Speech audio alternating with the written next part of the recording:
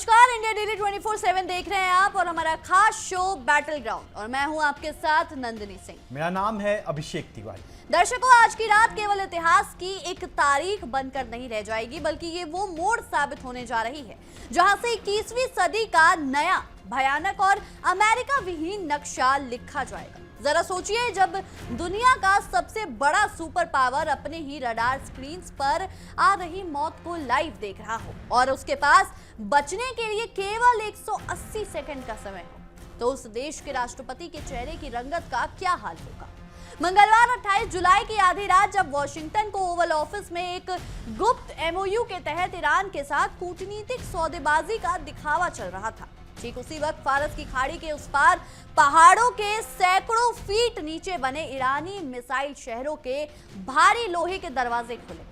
Islamic revolutionary guard corps की missile कमान ने किसी पूर्व सूचना के बिना ऑपरेशन रेड सीजर का ऐसा भयावह बटन दबाया जिसने जॉर्डन के मुवाफक साल्टी एयरबेस और अमेरिकी सेंटकॉम के सबसे सुरक्षित हेडक्वार्टर को धधकते हुए शमशान घाट में बदल दिया।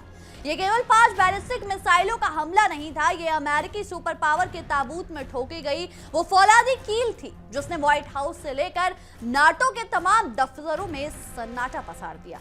बिल्कुल सही कहा आपने नंदिनी। पिछले कई दशकों से दुनिया ने एक ही पटकथा देखी थी। अमेरिका जहां चाहता था, जब चाहता था बमबारी करता था और दूसरे देश केवल अपनी संप्रभुता का रोना रोते हुए बचाव में हाथ पैर मारते थे। लेकिन तेहरान के रणनीतिकारों ने इस बार पूरी बिसात को ही उलट दिया है। जून के महीने में हुआ वह अल्पकालिक शांति समझौता महज एक छलावा साबित हुआ, क्योंकि तेहरान समझ चुका था कि वाशिंगटन की कूटनीति केवल समय बिताने और नाकेबंदी को मजबूत करने का एक भद्दा जरिया है। जैसे ईरान ने देखा कि जॉर्डन और इराक में अमेरिकी सेना फिर अपनी आक्रामक लामबंदी कर रही है, ईरान ने इस बार प्रतिक्रिया देने का इंतजार नहीं किया, बल्कि खुद पहल करते हुए फर्स्ट स्ट्राइक कर दिया। इस हमले ने पेंटागन के उन तमाम सिद्धांतों को कचरे के डिब्बे में फेंक दिया है जो यह मानता था कि ईरान केवल धमकियां देता है। आज वाशिंगटन इस बात से सदमे में है कि जिस ईरान को वे प्रतिबंध से तोड़ना चाहते थे, वो आज अमेरिकी रक्षा पंक्ति को भेद कर सीधे उनके बेस के दिल में घाव कर रहा है। दोस्तों, इस हमले के भयावह मंजर को विस्तार से समझिए। जॉर्डन में स्थित मुवाफक सॉल्टी एयरबेस कोई सामान्य सैन्य शिविर नहीं है। ये वही एयरबेस है जहां से अमेरिकी वायुसेना पूरे मध्य पूर्व, सीरिया और इराक में अपने सबसे आधुनिक लड़ाकू विमानों, जासूसी ड्रोन्स और ईंधन भरने वाले टैंकरों को संचालित करती थी।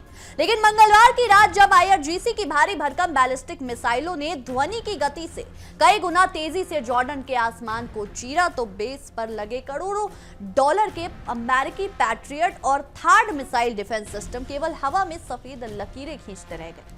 मिसाइलें सीधे अमेरिकी कमांड सेंटर और ईंधन डिपो पर जाकर गिरी, जिसके बाद हुए धमाकों से जमीन पर कई किलोमीटर तक कांप उठी।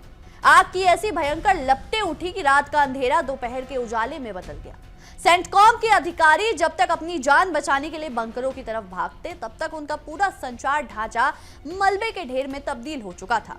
ईरान ने दुनिया को दिखा दिया कि जब उसकी मिसाइलें उड़ती हैं तो अमेरिकी तकनीक केवल कबाड़ का ढेर बनकर रह जाती है। इस पूरे घटनाक्रम में जो सबसे गहरा और खौफनाक मोड़ आया है वह है ईरान के रणनीतिक दृष्टिकोण का पूरी तरह से बदल जाना। एक रिपोर्ट और दुनिया के बड़े थिंक टैंक इस बात का विश्लेषण कर रहे हैं कि ईरान अब तक डिफेंसिव यानी बचाव की मुद्रा में रहता था। फरवरी 2026 से जारी इस संघर्ष में ईरान ने हर सैन्य हमले को अमेरिकी प्रतिबंधों और उकसावे के जवाब में की गई न्यायसंगत कार्रवाई के रूप में पेश किया, जिससे उसे वैश्विक मंचों पर सहानुभूति मिलती थी। लेकिन अब तेहरान ने इस मासूमियत के मुखौटों को उखाड़ दिया है। ईरान के सुप्रीम लीडर और IRGC के शीर्ष जनरलों ने यह तय किया है कि अगर अमेरिका के साथ युद्ध होना ही है तो यह युद्ध ईरान की शर्तों पर और दुश्मन के इलाकों में ही लड़ा जाएगा। अब ईरान का एकमात्र मकसद यह नहीं है कि वह हमले से बचे, बल्कि अब उसका सीधा मकसद मध्य पूर्व से अमेरिकी सेना का नामो निशान मिटाना और वाशिंगटन को इस कदर स्पष्ट करना कि वो फिर कभी फारस की खाड़ी की तरफ देखने की जरूरत नहीं कर सके। जब अमेरिकी सेंट्रल कमांड यानी सेंटकॉम ने तुरंत बयान जारी कर दावा किया कि उन्होंने जवाब में आईआरजीसी के दर्जनों सैन्य ठिकानों, मिसाइल ड्रोन सुविधाओं, तटीय निगरानी केंद्रों और नौसैनिक इंफ्रास्ट्रक्चर पर भीषण बमबारी की है। यहां तक कि अमेरिका ने अपने पिछलग्गू साथी सऊदी अरब को भी इस आग में झोंक दिया और दोनों देशों के लड़ाकू विमानों ने मिलकर इराक में ईरान के वफादार पॉपुलर मोबिलाइजेशन फोर्सेस के ठिकानों पर रात के अंधेरे में कायराना हमले की, जिसमें 20 से ज्यादा निर्दोष इराकी जवान शहीद हो गए। लेकिन वॉशिंगटन इस सफेद झूठ से दुनिया की आंखों में धूल नहीं झोंक सकता। हकीकत यह है कि ईरान के मुख्य मिसाइल जखीरे और भूमिगत ठिकाने पहाड़ों के सैकड़ों फीट नीचे इतनी गहराई में सुरक्षित हैं कि अमेरिका के सभी भारी बंकर बस्टर बम भी वहां पहुंचकर सिर्फ मिट्टी उड़ा सकते हैं। ईरान की मिसाइल शक्ति का बाल भी बांका नहीं कर सकते। इस हमले के बाद वाशिंगटन के सट्टा के गलियारों में जो मातम और हड़कंप मचा है नंदिनी, उसकी तस्वीरें पूरी दुनिया देख रही है।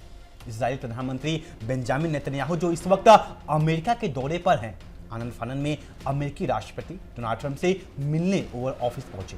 दोनों नेताओं के बीच बंद कमरे में 90 मिनट तक एक बेहद तनावपूर्ण और आपातकालीन बैठक हुई।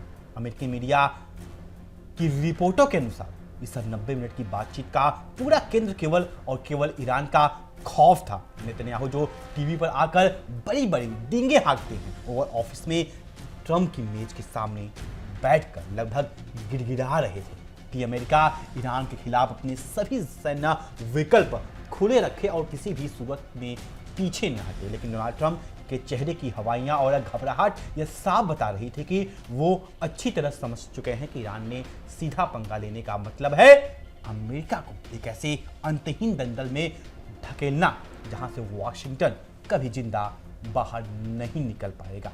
बिल्कुल, एक रिपोर्ट ने उस कूटनीतिक ड्रामे का भी भांडा फोड़ दिया है अभिषेक, जो पिछले कुछ हफ्तों से पर्दे के पीछे चल रहा था। ट्रंप और नेतन्याहू की बैठक में ईरान से निपटने के 3 विकल्पों पर गहन चर्चा हुई।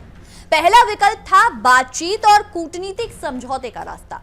इसके लिए ट्रंप के खास दूत स्टीव विटकॉफ और उनके दामाद जेरेड कुशनर लगातार बैक चैनल के जरिए ईरानी अधिकारियों के संपर्क में थे और उन्हें लालच और धमकियां देकर एक तरफा समझौते पर राजी करने की अपनी पूरी कोशिश कर रहे थे।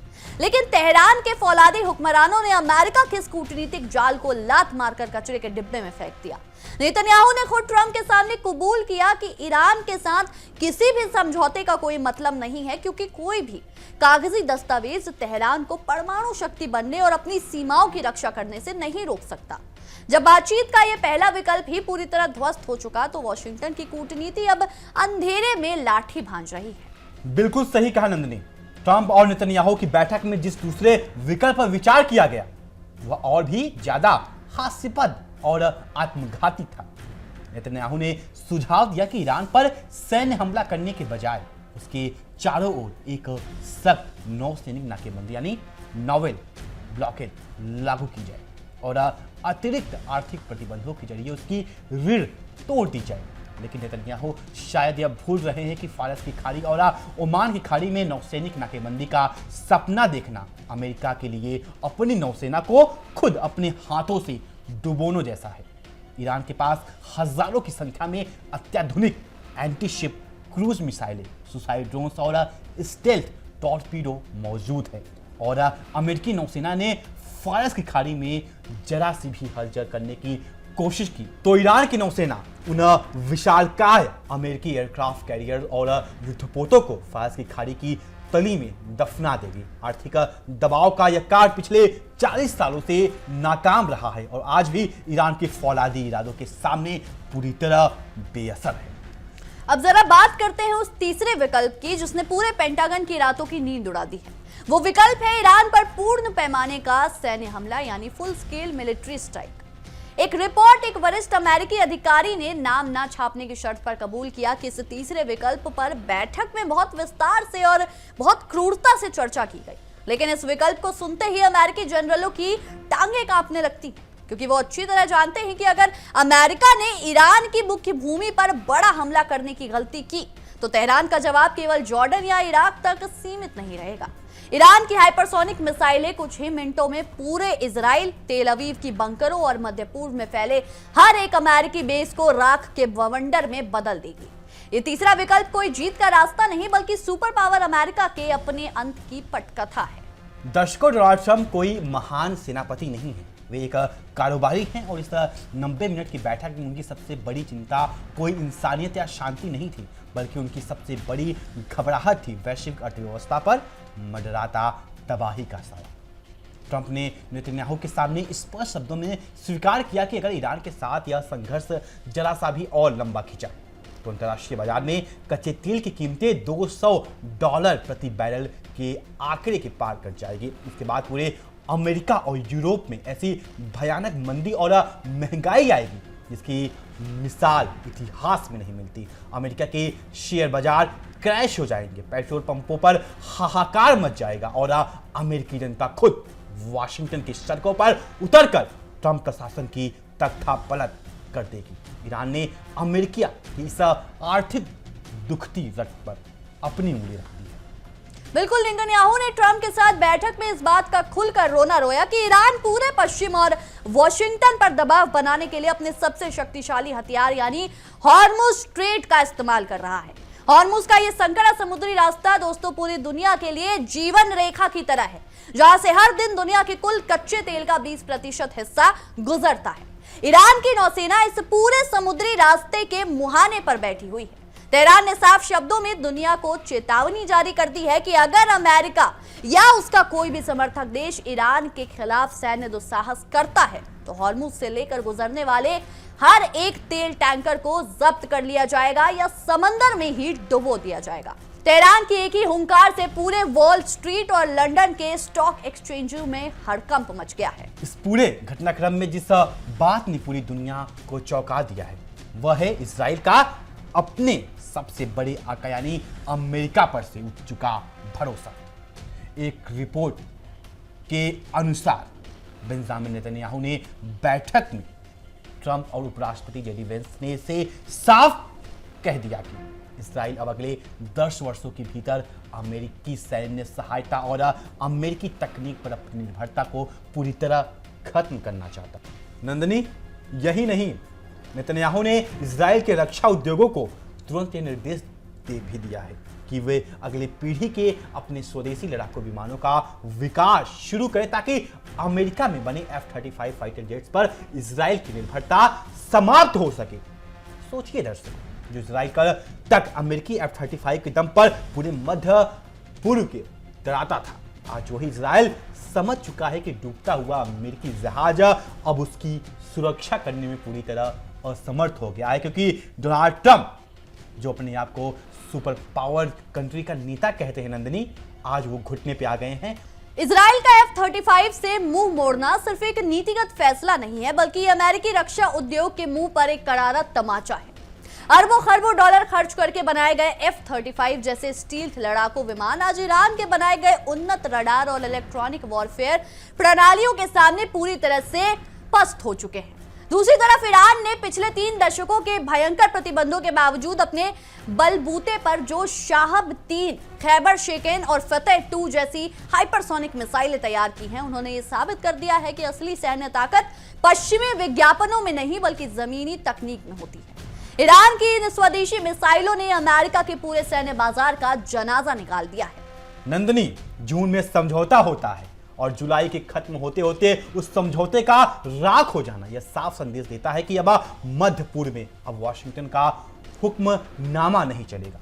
अमेरिका और इजराइल ने मिलकर पिछले कई दशकों से इस क्षेत्र के तेल संसाधनों को लूटा है और निर्दोषों का खून बहाया है। आप इराक देख लीजिए, आप सऊदी देख लीजिए, आप ईरान देख लीजिए, अमेरिका हर जगह पर सिर्फ और सिर्फ तेल के लिए लोगों का खून बहाया है, उनको मारा है।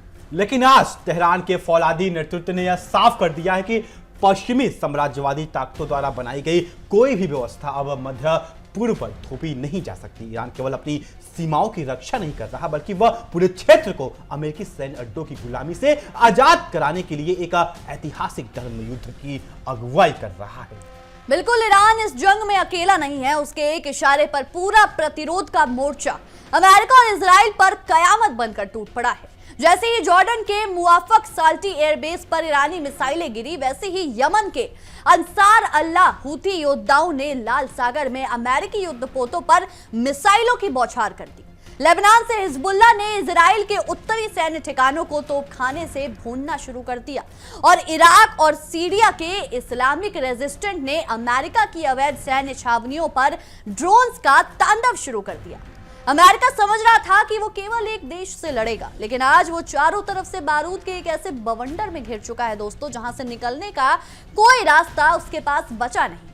इस सब भीषण पराजय के बाद वाशिंगटन के भीतर का राजनीतिक ढांचा पूरी तरह चरमरा गया है। एक तरफ डोनाल्ड ट्रंप हैं जो शेयर बाजार और अपनी गिरती रेटिंग्स को बचाने के लिए शांति का राग अलाप रहे हैं, तो दूसरी तरफ पेंटागन के सनकी जनरल और हथियारों के ठेकेदारों हैं जो अपनी साख बचाने के लिए अमेरिका को एक पूर्ण युद्ध में धकेलना चाहते हैं। व्हाइट हाउस और पेंटागन के बीच की यह खींचतान यह साफ दिखाती है कि अमेरिका इस वक्त पूरी तरह से नेतृत्वहीन हो चुका है। जब दुश्मन का नेतृत्व खुद आपस में लड़ रहा हो तो तेहरान के लिए उस ढहते हुए साम्राज्य को अंतिम धक्का देना और भी आसान हो जाता है।